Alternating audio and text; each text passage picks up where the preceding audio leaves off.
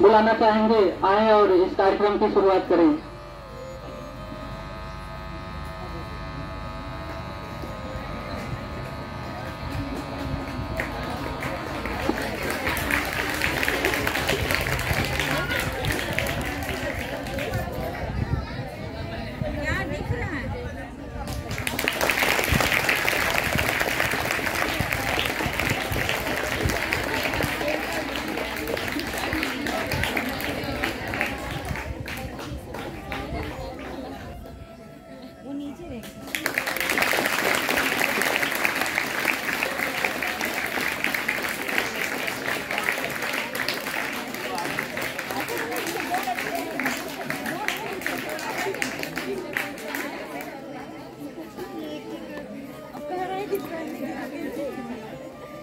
वो दो लड़ी का था, दोनों लटक मुझे।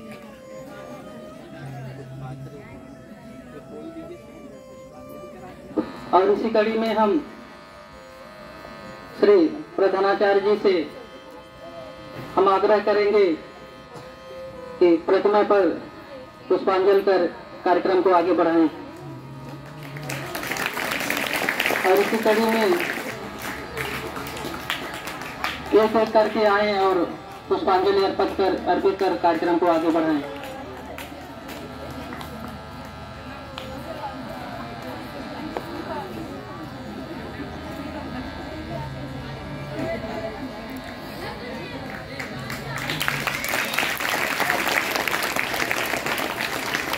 चलिए सर, आप लोग आगे आते रहिए। तो हमारे बीच में उपस्थित हैं श्री अजय कुमार उर्फ देवा सर। हम आपको यहाँ पर बुलाना चाहते हैं कि हम आप यहाँ बच्चों के बीच अपने सुविचार को बताते हुए कार्यक्रम को आगे बढ़ाएं।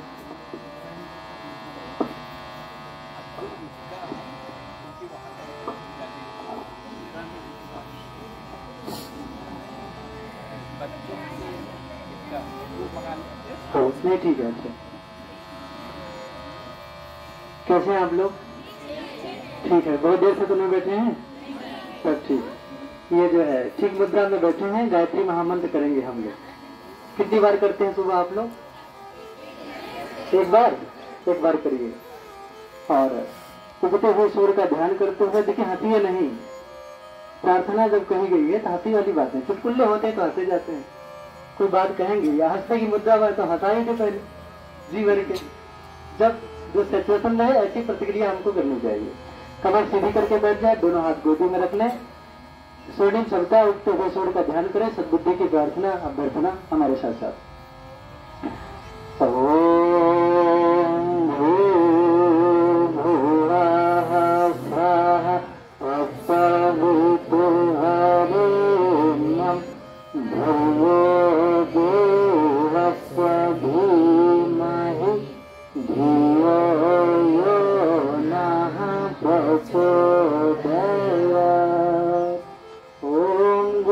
ब्रह्मा गुरुर्विष्णु गुरुर्देवो महेश्वरः गुरुः साक्षात् परब्रह्म तस्मै श्री गुरवे नमः।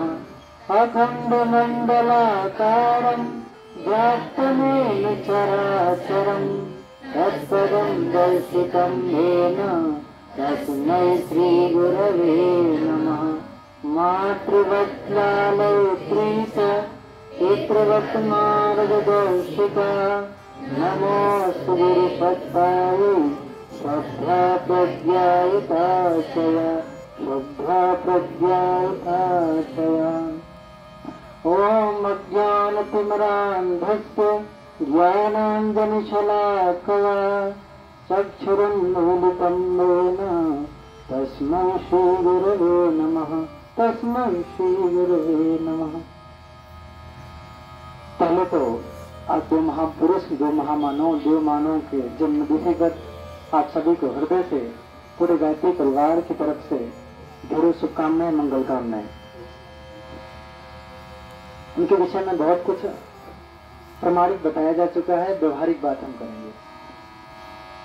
जब कभी हम अपना जन्म दिवस मना रहे हों, होली या दिवाली मना रहे हों, किसी महापुरुषों की जयंती मना रहे हों, तो उस पर्व को, उनके व्यक्तित्व को भली बात हमको पढ़ना चाहिए और फिर गौर करके अपने जीवन के इतिहास को परखना चाहिए। क्या हमारे जीवन का भी कोई पल ऐसा है जो ऐसा जिया गया हो कि कभी ऐसा पल कम से कम हमारे घर में तो मनाया जाए? कभी क्या हमने किया है? हमारे गुरुदेव परम पूज्य पंडित श्री राम शर्मा आचार्य जी कहते हैं कि बेटा अपने जीवन को कम से कम इस स्तर का तो जियो ही कि जब अपने बच्चों को उदाहरण देना पड़े तो उसे किसी से उदाहरण नहीं लेना पड़े। अपने जीवन का उदाहरण प्रस्तुत करते हुए बच्चों को 2 कदम आगे बढ़ाने की शिक्षा देने में आप समर्थ हो जाएं, ऐसा जीवन तो कम से कम आपको जीना ही चाहिए। हम आपको ये भली बात जानना चाहिए। जब भी कोई महामानव बनता है तो संपत्ति के बलबूते नहीं, डिग्री के बलबूते नहीं, यश और कीर्ति के बलबूते नहीं बनता, जबकि उसके पीछे एक महान त्याग छुपा हुआ होता है। यही आप 2 महापुरुषों की तस्वीर लगाए हुए हैं। फूलों की श्रद्धांजलि, भाव श्रद्धांजलि, वैचारिक श्रद्धांजलि हम सभी लोग समर्पित कर रहे हैं और कुछ जानने की, कुछ सीखने की कोशिश कर रहे हैं। उनके जीवन के त्याग का पक्ष अगर आप देखें एक बार तो आप सोचेंगे, विचारेंगे। सभी ने यह सामान्य बात पढ़ी है। गांधी जी यात्रा कर रहे थे ट्रेन में, तो उनको अंग्रेज चीटी ने घुसने नहीं दिया, उनसे बहस कर लिया, कहा यहाँ गोरे लोगों का वास है, इस पे काले लोग नहीं आ सकते, भारतीय तो बिल्कुल नहीं। थोड़ी देर अगले स्टेशन पर उनका सारा सामान सहित उनको नीचे फेंक दिया, यह हम सभी को पता है।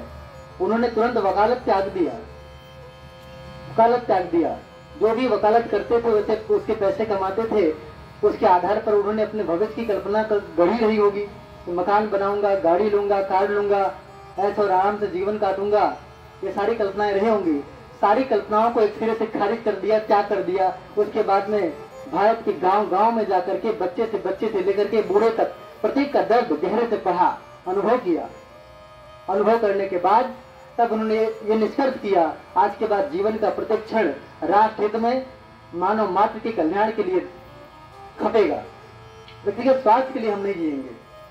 हम आप लोग एक जीवन में कुछ लक्ष्य रखते हो तो कोई डिग्री पा जाए, नौकरी पा जाए, पैसे पा जाए और फिर वैभव खड़ा कर ले, संपत्ति बना ले, इसके इतर हमारे भीतर त्याग की भावना शायद आती हो कि हमें परिवार वालों के लिए, गांव वालों के लिए, अपने राष्ट्र, अपने समाज के लिए कुछ त्याग करने की वृत्ति अपने भीतर जगानी चाहिए। जब भी कोई व्यक्ति महामानव बनता है, छोटी छोटी बातें आदमी को महामानव बना देती हैं। कोई व्यक्ति बहुत पैसे कमा करके, बहुत बड़ी पदवी हासिल करके कोई व्यक्ति महामानव नहीं बनता। आप कल्पना करके देखिए, जब प्रधानमंत्री के पद की शोभा बढ़ा रहे होते हैं, प्रथम ही दिन होता है, उनके कमरे में एसी लगाई जाती है, तो शाम को आकर के जब वो देखते हैं तो एसी निकलवा देते हैं। कहते हैं मैं अपने राष्ट्र का मुखिया हूँ, प्रधान सेवक हूँ, और जिसको सबसे बड़ी जिम्मेदारी मिली हो वो कब से हम इस बात का अवलोकन कर ले, क्या परिवार के प्रत्येक सदस्य के पास पंखा है, एसी है? यदि नहीं तो ये हमारे लिए नहीं है। उन्होंने निकाल दिया, कहा जब राष्ट्र के प्रत्येक नागरिक के पास ये सुविधा होगी तभी हम इसका उपभोग करेंगे, नहीं तो नहीं करेंगे। ठीक वही बात अपनाया जैसा हम लोग परिवार में अपनाते हैं। परिवार का जो मुखिया है, पिता, जब भी कोई सामान लाता है, साग सब्जी, फल, वस्त्र कुछ भी लेके आता है तो पहले वो देख लेता है क्या प्रत्येक व्यक्ति का पोषण हो गया, सब लोग उसे प्राप्त कर सके कि नहीं। जब सबको पूरा पड़ जाता है तब अंतिम में वो लेता है, नहीं पूरा पड़े तो खुद को खाली रखता है, उस सुविधा से अपने को वंचित रखता है, अलग रखता है। ये जब भावना भीतर से विकसित हो जाए तो ये मान के चलिए हम लोग उस पथ पे चल पड़े जहां अपना देश फिर से विश्व गुरु बन जाएगा। 2-4 लोगों के प्रयास से विश्व गुरु कोई नहीं बनता है। जब प्रत्येक व्यक्ति उस ओर अग्रसर होता है तब इस सामान्य दिखने वाली घटना से हम गंभीर शिक्षा ले सकते हैं और उसे अपने यहाँ लागू कर सकते हैं। अक्सर जब कमरे में पता है 2 बच्चे लेट से आए, टीचर उनको बैठाने के लिए कहता है तो सारे बच्चे अपने जो है डेस्क की जो बैग है उसे टेढ़ा कर लेते हैं, ऐसे नहीं ऐसे कर लेते हैं ताकि वो बैठने नहीं पाए, जगह नहीं देना चाहते। हम आप एक क्लास में पढ़ते हैं, हम आपको पढ़ाने वाला एक शिक्षक भी एक ही है, सिलेबस भी एक ही है, कमरा भी एक ही है, सुविधाएं भी एक ही है, और एक ही गांव से की समाज से हम सब लोग निकल के आते भी हैं, फिर भी हम उसको बैठाना नहीं चाहते। तो गांधी जी के जीवन से, साथी जी के जीवन से हम क्या शिक्षा लेंगे बताइए। हमें छोटी सी घटना, हमने जो है गांधी जी की मूवी उठा करके देखी, उसमें हमको देखने को मिला कि अंग्रेजों ने विस्फोट कर दिया तो उसमें 1000 लोग मारे गए, 1000 लोग मारे गए, भारतीय 1000 लोग मारे गए, जो वॉलंटियर्स का काम करते थे, जो सामान्य लोग थे, जिसमें लोग फ्रीडम फाइटर्स थे, उसमें बहुत सारे लोग मारे गए। पंडित जवाहरलाल नेहरू जी तिलक जी के साथ अन्य लोगों के साथ आए, उन्हें शिकायत करी गांधी जी से, तो गांधी जी उस बात पर झुंझलाए नहीं, प्यार पूर्वक उनकी बात सुने, मुस्कुराते रहे, कहा भी कुछ निर्णय लेने की आवश्यकता नहीं है। हमने देखा कि एक बकरी के पैर में चोट आई थी, उसको पट्टी और मरहम पट्टी कर रहे थे, और उनकी बात सुने, मरहम पट्टी करने के बाद बैठक किया, बैठक किए के बाद ठीक नतीजे पर पहुंचे, बाद की प्रक्रिया उन्होंने कार्रवाई करी। हम ये कहना चाहते हैं, हमारे के आपके साथ कोई भी दुर्व्यवहार, कोई भी बात हो जाए तो हम आपा हमारा टूट जाता है, हम इस तरह का कुछ निर्णय लेते हैं आवेश में आकर के, जहां उसका भी चौपट हमारा भी चौपट, कहीं कोई निष्कर्ष निर्णय निकल करके सही नहीं आता। इस जीवन से आप हमको सीखना चाहिए। जब 1000 लोग मारे गए हों तब भी उन्हें बकरी की चोट की खबर होती है, वो मरहम पट्टी भी करते हैं और उनकी बात को भी ठीक से सुनते हैं। हमारे यहाँ देखिए पशुएं चलने लगती हैं, हम तो दिन में कितना देखते हैं, लोग भाला मार देते हैं, गायों को मार देते हैं, भाला मार दिया, कितना रक्त निकल रहा है। अपने सामान की, अपने संपत्ति की सुरक्षा करना ठीक बात है, लेकिन किसी को इस तरह घायल करना ठीक बात नहीं है। यदि आप ऐसा करते हो तो मुझे नहीं लगता उस जुबान से आप राष्ट्रपिता इनको संबोधन करने के लायक रह गए। हम सभी को चींटी से लेकर के मनुष्य तक के प्राणी का दर्द आपको समझने के योग्य बनना पड़ेगा, तभी बात बनेगी। छोटी छोटी बातें हम रखेंगे, बस मुश्किल 4 से 5 मिनट समय आप कर लेंगे। क्या करें कि हम महान बन जाए। जब कभी आप विद्यालय से छूटते हो तो साथ में 2 सर्टिफिकेट लेकर के जाते हो। एक का नाम मार्क सर्टिफिकेट, जिसमें आप नंबर पाते हो, 90%, 95%, 80%, 60% जो नंबर पाते हो उसको बोलते हैं मार्क सर्टिफिकेट। आपको इस बात का भी गौर करना पड़ेगा, इंटर के बाद जब आप ग्रेजुएशन में नाम लिखाएंगे तो आपको सर्टिफिकेट, एक कैरेक्टर सर्टिफिकेट भी दिया जाएगा, कैरेक्टर सर्टिफिकेट, चरित्र का प्रमाण पत्र भी दिया जाएगा। क्या हम आप जान पाते हैं चरित्र किसे कहते हैं? भावनाएं, विचारणाएं, मान्यताएं, आस्थाएं, विश्वास और हमारे कर्म, ये सभी को जब जोड़ लेते हैं तो उसको उसी को बोलते हैं चरित्र। सुबह से शाम तक की आपकी भावनाएं क्या हैं, आपके रूटीन्स क्या हैं, आपके डिसिप्लिन क्या हैं? क्या आप फुल ड्रेस में आते हैं? क्या आप टीचर की आज्ञा का अनुपालन करते हैं? क्या आप दिए गए होमवर्क को तत्काल करते हैं? क्या आप क्लास में अनुशासित रखते हैं? क्या आप बगल वाला आपका मित्र टिफिन नहीं लेके आया है, क्या आप अपनी रोटी शेयर करते हैं? क्या किसी बच्चे के पास फीस नहीं है या वो उसके पिता नहीं रहे तो क्या सारे लोग मिल करके उसकी फीस पे का कोई इंतजाम करते हैं या स्कूल से बाहर निकलवा देते हैं? ये सारा कुछ मिला करके तब कैरेक्टर बनता है। कैरेक्टर इसी को बोलते हैं। अक्सर हम लोग भ्रम में पड़ जाते हैं, कैरेक्टर का एक बिंदु पक्ष ले लेते हैं जहाँ लोग प्रेमी प्रेम का आपस में प्रेम करते हैं तो प्रेम करता होगा तो कैरेक्टर लेस है, नहीं करता होगा तो उसका कैरेक्टर ठीक है, हम यहाँ हमारी दृष्टि टिक जाती है। ठीक बात ये नहीं है। सुबह से शाम तक जो भी हमारे क्रियाकलाप है, जो भी एक्टिविटीज गतिविधियां हैं, उन सबको देख करके तब कैरेक्टर सर्टिफिकेट बनाया जाता है। तो उस संदर्भ में हम क्या करें? सिलेबस तो आप पढ़ते हैं, सिलेबस पढ़ते होंगे, टेस्ट देते होंगे, मार्क पाते होंगे, आगे आप जो है प्रमोट भी होते होंगे, क्लास भी आगे जाते होंगे, आप सम्मान भी पाते होंगे, पर कैरेक्टर के पक्ष पे बोलने वाली बात जहाँ से आपका व्यक्तित्व निखर करके आता है, हम क्या करें? हमारा प्रयास ये होना चाहिए, अगर हम विद्यार्थी जीवन में हैं तो हम ब्रह्म मुहूर्त का हमें पूरा पूरा लाभ उठाना चाहिए। हमारे ऋषि, हमारे शास्त्र कहते हैं जब हम ब्रह्म मुहूर्त की बेला में जाग जाते हैं, सूर्योदय से ठीक 1 घंटा पहले जब हम जाग जाते हैं तो उस समय प्रकृति अनायास औषधियां उड़ती रहती है हमारे शरीर पर। अपने भीतर उमंग, उल्लास, ऊर्जा भरी रहती है दिन भर। जो बच्चा सुबह 4 बजे जग गया हो वो शाम तक अपने को एनर्जेटिक फील करेगा, ऊर्जावान मानेगा अपने को, उसके भीतर ऊर्जा भरा पड़ा रहेगा। जो बच्चा 7 बजे जागता हो तो स्कूल आने से ठीक 10 मिनट पहले जागता हो, वैसे मुंह धुला और चला आया, उसके अंदर का जो प्रमाण है, उसके शरीर का जो आलस्य है, उसके शरीर की जो जड़ता है वो दिन भर नहीं जाएगा। छोटी छोटी बातों पर भी उसे झुझलाहट आएगी, ये सामान्य बात है। यदि हम विद्यार्थी हैं, कैरेक्टर सर्टिफिकेट ठीक माने में लेकर जाना चाहते हैं तो निश्चित रूप से अपने जागरण को हमको ठीक करना पड़ेगा। बचपन में ही जब भी हमें पुस्तकें थमाई जाती है तभी early to bed and early to rise makes a man healthy wealthy and wise, ये पाठ पढ़ाया जाना शुरू हो जाता है। इंटर पढ़ के निकल जाते हैं तब तक ये उतरता नहीं।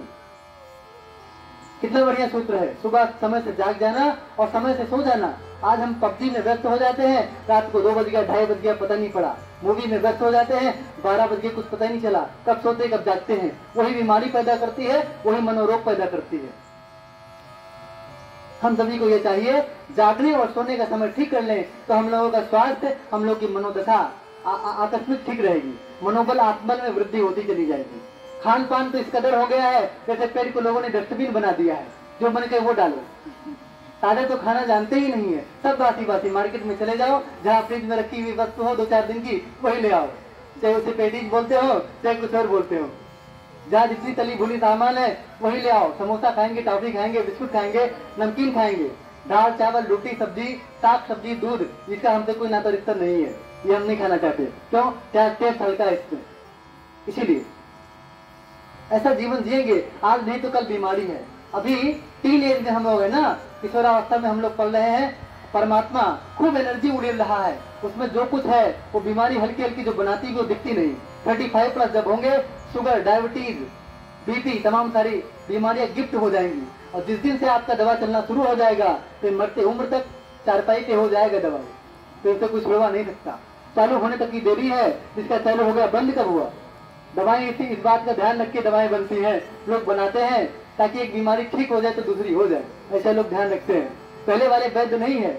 हमें ये जान करके बड़ी प्रसन्नता होती है कि राजा के यहाँ जब वैद्य हुआ करता था तो उस वैद्य का कर्तव्य था कि वो गांव गांव जाकर के, मोहल्ला मोहल्ला जाकर के कैंप लगाए और लोगों को दिनचर्या जीना सिखाए, कैसे जागे, कैसे सोएं, क्या खाएं, आसन व्यायाम सिखाए, अपने विचारों को ठीक रखना सिखाए, ताकि कोई व्यक्ति, कोई बच्चा बीमार नहीं पड़े।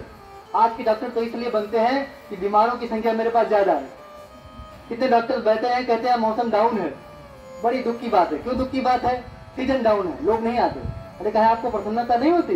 क्या आपके इलाके में रोग कम हो रहा है तो इससे आपको खुशी होनी चाहिए कि फिर कोरोना बुलाना चाहते हो?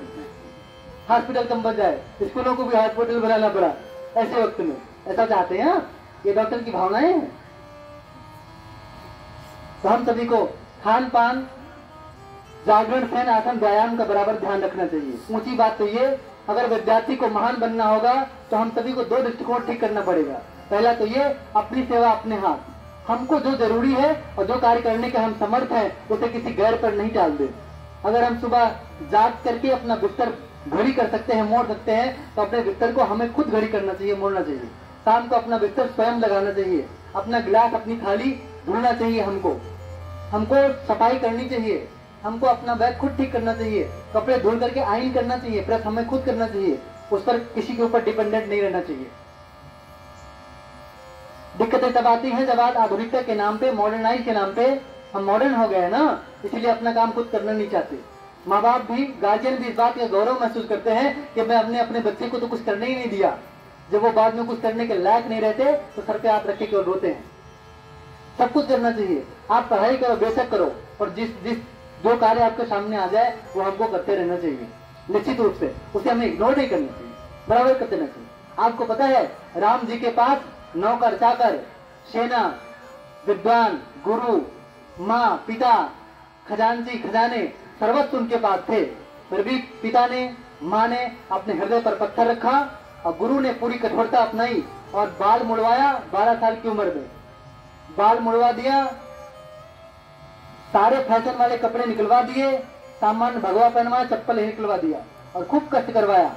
ले गए उनके पास गुरुकुल ले जाने के बाद उनसे ही खेत जुतवाया, सिंचाई करवाया, अनाज उगवाया, उसे कटवाया, खाना बनवाया, लकड़ी तुड़वाया, झाड़ू लगाया, साफ सफाई करवाया, अपना पांव तक दबाया, कष्ट के प्रत्येक छोर से गुजारा उनको। वो जब परिपक्व हो गए, लड़ाई के लिए तैयार हो गए, अभी माने नहीं गुरु, अभी उन्हें आग के मुंह में ढकेल दिया। थोड़ी ही 12, 14, 16 साल की उम्र रही होगी उनकी, फिर मांगने पहुंच गए पिता से, कहे बच्चों को मुझे दे दो। गुरुदेव क्या करना है? राक्षसों को लड़ाएंगे, और बहुत कम उम्र में राक्षसों के ठीक सामने खड़ा कर दिया उनको। और बच्चे भी कैसे रहेंगे? गुरु ने कह दिया तो फांसी झूल जाए, कोई दिक्कत नहीं है, चल पड़े। और वो लड़ाई करके आए, विजय हासिल करके आए। तब जीवन काल में जो उनने अपना काम स्वयं किया था उससे खूब मजबूत हुए। एक लड़ाई से जो है वो निर्भीक बने, साहसी बने। उसके बाद 14 साल में गुरु ने ही जानबूझ करके, भगवान ने जानबूझ के ऐसी रचना रची कि 14 साल तक, 13 साल तक वो वन में घूमते रहे। तब जाकर के वो इस योग्य बने कि वो रावण जैसे राक्षस से लड़ सकते थे। मासूम बच्चे क्या राक्षस से लड़ पाएंगे?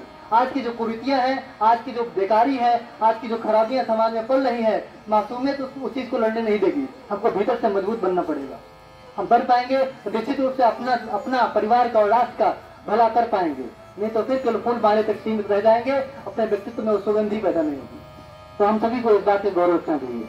अंतिम बात, लास्ट बात, यदि हम चाहते हैं भविष्य में हम धनवान बने, अच्छा नंबर लाभ प्राप्त करें और जो भी हमारा इंटेंशन हो, जो भी हमारा टारगेट हो, उस लक्ष्य को हम अचीव करें, इंजीनियर बने, डॉक्टर बने, तो उसके लिए परम आवश्यक एक बात और है, श्रम तो आप खूब करिए, टीचरों का, यूट्यूब का, किताबों का सदुपयोग करिए, साथ साथ एक बात और करिए, खूब श्रम करिए, लेकिन एक साथ और करिए, आप पुण्य अर्जन करते रहिए। पुण्य किसे कहते हैं? जहां जब भी आपको अवसर मिले, सेवा का जहां अवसर मिल जाए वहां करते चुकिए। भाई विद्यालय जब आ रहे होते हैं आप, तब बहुत सारे लोग ऐसे हैं जो पीड़ित हैं, वो चाहते हैं कि कोई उनको अस्पताल छोड़ दे, 4 लोगों को हाथ दे, कोई सुना ही नहीं, आप 2 मिनट साइकिल रोकिए और उनको छोड़ाइए। टीचर को बताइए बाद में आकर के, सर मेरा देर इसलिए हो गया क्योंकि एक मजबूर व्यक्ति को मैं उसे अस्पताल पहुंचा रहा था। टीचर नहीं मानता हो, ठीक है डंडा आप सह लीजिए, कोई दिक्कत की बात नहीं है, लेकिन जब ये पुण्य आपके पीछे जुड़ जाएगा तो भविष्य में आपको आगे बढ़ाता चला जाएगा। माँ बीमार है तो सबसे प्रथम प्राथमिकता उसको गिलास पानी देने की और दवा देने की होनी चाहिए। पढ़ाई हम थोड़ा बाद में कर लेंगे, 2 नंबर लेस हो गया, कोई दिक्कत की बात आपके लिए नहीं होनी चाहिए। हम पुण्य बराबर अर्जित करते रहे। बूढ़े बुजुर्ग परिवार में हो तो उसकी सहायता बराबर करते रहे। परिवार गांव में जब कोई सामूहिक काम चल रहा हो, साफ सफाई का अभियान चल रहा हो, किसी के यहाँ कोई काम चल रहा हो, तो वहाँ पत्थर उठाने से लेकर के झाड़ू लगाने तक जहाँ भी अवसर मिले वो करो। लोग आपको देखेंगे तो हंसी उड़ाएंगे, इंटर में पढ़ने वाला बच्चा ऐसा करता है, उनकी छोड़ो, आप दुनियादारी मत सोचो, यही आपके पीछे पुण्य लगेगा, उसके बाद में आप महान काम करेंगे। जो बच्चा बचपन में सारे कपड़े निकाल करके और उसके पास किराए नहीं हुआ करते थे कि वो नाव का पैसा दे दे, और वो तैरते हुए जाते थे, फिर दूसरा कपड़ा पहन लेते थे, फिर स्कूल जाते थे, उसको जो बचपन में देखा होगा मजा ही लिया होगा, उसको अच्छा आदमी कहा ही नहीं होगा। पर वही आपके सामने पूजनीय है आज, जिनको आप लाल बहादुर शास्त्री जी के नाम से जानते हैं। हमको इस पद्धति का, इस पैटर्न का अपने जीवन में बखूबी अनुपालन करना ही चाहिए।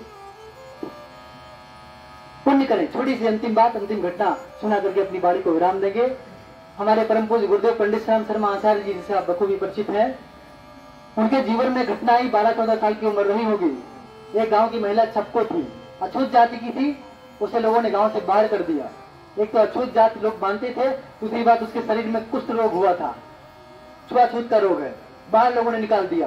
परम पूज्य गुरुदेव छोटी उम्र के रहे होंगे आपकी तरह, वो जान पाए तो उसके द्वारे चले गए, उसकी कुटिया में, उसके झोपड़ी में चले गए।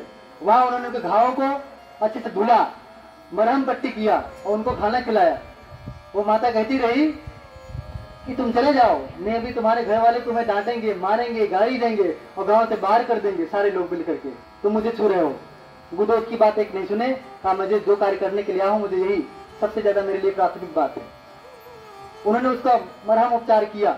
घर आए तो स्थिति बिल्कुल वही थी जैसी माँ कल्पना कर रही थी। वहां उनके चाचा लाठी लेकर खड़े थे, पिताजी खड़े थे, पूरे परिवार वाले खड़े थे। एक नहीं 36 गालियां लोगों ने सुनाई और कहा घर से बाहर निकल जाओ।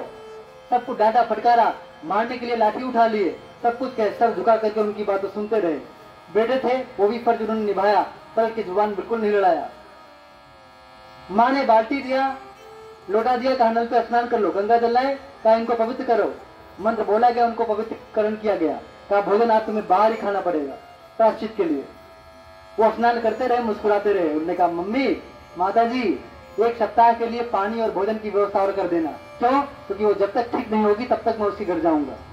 दंड को इसका दोगुना कर दिया जाए, हमें कोई फर्क नहीं पड़ता है, पर मैं तब तक जाऊंगा। गुरुदेव आगे अपनी जीवनी में, गुरुदेव आगे पंक्ति में खुद लिखते हैं अपनी कलम से, ऐसा लिखते हैं कि वही इकलौता पुण्य का कार्य था। एक तो मैं उसके घर जब गया था तो उसने मुझे कभी श्री राम नहीं कहा, वो हमेशा बोलती गई तुम किसी और के लिए श्री राम हो गए, मेरे लिए तो साक्षात भगवान श्री राम हो गए, मैं तुम्हारी सबरी, तुम हमारे श्री राम, ऐसी कहती रही, भगवान ही कहते रही जिंदगी भर। और गुरु ने क्या लिखा? उन्होंने ये लिखा कि वही इकलौता पुण्य का आशीष था जो मुझे जिंदगी में कहीं गिरने नहीं दिया। जहाँ भी मैं लड़खाया जरूर होऊंगा, पर मैं कभी हार नहीं माना। और लोग छोटे छोटे संकल्प लेते हैं, मैंने तो पूरे युग को बदलने का संकल्प लिया है और निश्चित रूप से उसी पुण्य के भरोसे ये कहता हूँ, ताल ठोक के कहता हूँ, पूरे विश्व को बदल करके रहूंगा। ऐसा और हम लोग, आप लोग जहाँ सेवा का अवसर होता है वहाँ कोसों दूर भाग जाते हैं, सर पीछे कर लेते हैं। ऐसा करेंगे तो निश्चित रूप से सारी मेहनत धरी की धरी रह जाएगी और जहाँ ऐन वक्त पे हम फेल हो जाया करेंगे। तो अपने को महान बनाने के लिए आपसे दोबारा इस दिवस की शुभकामना देते हुए यही अनुग्रह ही निवेदन करेंगे कि आप सभी लोग जीवन में उच्चतर आदर्शों को उतारिए और महान चरित्रवान बनिए। मार्क सर्टिफिकेट के साथ साथ चारित्रिक जो सर्टिफिकेट होता है, कैरेक्टर सर्टिफिकेट होता है, उसको भी ले जाइए। विद्यालय के प्रधानाचार्य जी, समस्त स्टाफ और शिक्षिका बहनें और हमारे बच्चों को सभी को पुनः पुनः हृदय से बहुत बहुत आभार। आपने बहुत मन से सुना, बहुत बहुत धन्यवाद।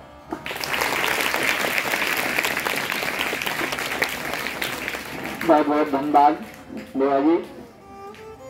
आज आपने विशेष रूप से हमारे इन बच्चों को अपने जीवन में उतारने लायक शिक्षा दी है। और चूंकि यहाँ हम बहुत लंबा कार्यक्रम न बनाने की योजना बनाया था, क्योंकि अभी हमारे शिक्षकों के साथ कुछ बैठक होनी है जिसमें आपका भी योगदान है, तो हम चाहेंगे आज का कार्यक्रम आगे न बढ़ाते हुए हमारे ये भैया बहने घर जाए और शिक्षक हमारे ऑफिस में ही पूरी व्यवस्था बनाते हुए वहीं पर बैठ जाए।